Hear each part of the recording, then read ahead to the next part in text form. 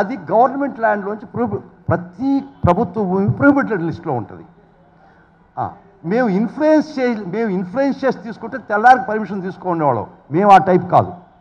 మాకు మీరు అన్నట్టు చాలా మంచి ప్రశ్నలు తీశారు. మీకు అధికారం ఉంది కదా, మీరు ఎందుకు చేసుకోలేకపోయారని. మేము ఎవరిని ప్రభుత్వ అధికారంలో ఉండగా ఎవరిని ఇన్ఫ్లుయెన్స్ చేస్తుంటే మాకు 3 నిమిషాల్లో రాదా అండి పర్మిషను? మేము అటువంటి పనులు చేయలేదు ఆ ప్రభుత్వంలో. నిజంగా మీరు అడిగింది చాలా మంచి ప్రశ్న, ప్రజలకు తెలవాలి. అది అధికారం మీ చేతిలో ఉండి కూడా మీరెందుకు చేసుకోలేకపోయారంటే we don't want to influence things. We never tried such to influence things. కాబట్టే ఈరోజు అనుభవిస్తున్నారు.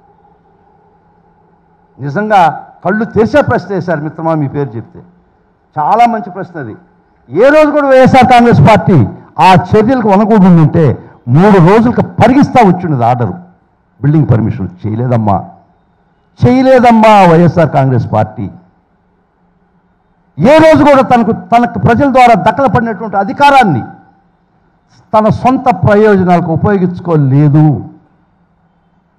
అది తప్పో రైట్ అనేది మీమాంస, ప్రజలను తీర్పు చెప్పాల్సిన పరిస్థితి. చేయదు కూడా ప్రభుత్వం పని. It should go as per due process of law. అదే మేము పాటించినటువంటి సిద్ధాంతం. బాబు వినబడలేదు ఏమ్మా? లేదు, ఆ ప్రభుత్వ భూములు అన్నీ నిషేధించిన జాబితాలో ఉంటుంది. ప్రభుత్వ భూమి వీళ్ళకి ఇచ్చినటువంటి భూములు కూడా నిషేధించిన జాబితాల్లో ఉన్నాయి. ప్రతి ప్రభుత్వ భూమి నిషేధించిన జాబితాలో ఉంటాయి. వాళ్ళు దాన్ని డీక్లాసిఫై చేసి ఇవ్వాల్సి వస్తుంది. వాళ్ళైతే చేర్చుకున్నట్టున్నారు గబగబా. మేము దాని డ్యూ ప్రాసెస్ కోసం వెయిట్ చేశాం కాబట్టి ఈ కర్మఫలం అనుభవిస్తున్నాం. ప్రతి ప్రభుత్వ భూమి ప్రొహిబిటెడ్ లిస్ట్లో ఉంటుంది. ఇక్కడ అప్లై చేయాల్సిన లీజు తీసుకోవాల్సిన ప్రభుత్వ భూములే యాజ్ పర్ జియో 340. ఏమ్మా? అది మేము పెట్టిన రేటు కాదు. జియోఎంఎస్ నెంబర్ 340 ప్రకారం 2016లో చంద్రబాబు ప్రభుత్వం తీసుకొచ్చింది. అది దాని ప్రకారమే వాళ్ళు వాడుకున్నారు. దాన్ని మేము కూడా అడిగాం. జియోని మేమేం క్యాన్సిల్ చేయలేదు. 340 కాపీ ఇస్తాను, ఒక్క సెకండ్ మీరు చూసుకోండి, మీకు అన్ని క్లారిటీ వచ్చేస్తుంది. Please, I'm circulating it, please see.